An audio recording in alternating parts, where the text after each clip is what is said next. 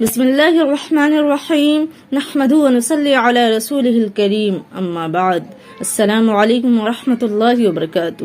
میری عزیز بہنوں، عرفہ کے دن ایک دعا ایسی ہے جس کو نبی صلی اللہ علیہ وسلم خود بھی اہتمام کے ساتھ پڑھتے اور ساتھ ہی تمام انبیاء کرام نے بھی اس دعا کو کثرت سے پڑھا ہے۔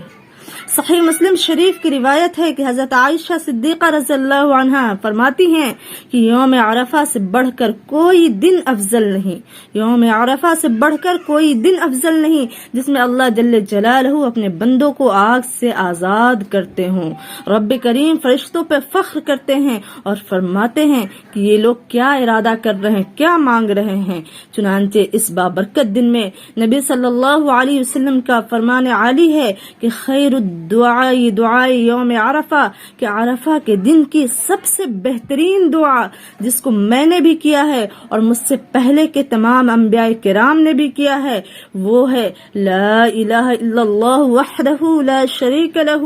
لہ الملک ولہ الحمد وہو علی کل شیء قدیر۔ چنانچہ اس بابرکت دعا کی کم از کم ایک تسبیح عرفہ کے دن ضرور مکمل کی جائے، جس کو نبی صلی اللہ علیہ وسلم نے اہتمام کیا اور تمام نبیوں نے اہتمام کیا۔ یہ کتنی برکت والی دعا ہوگی اور کتنی عظمت والی دعا ہوگی۔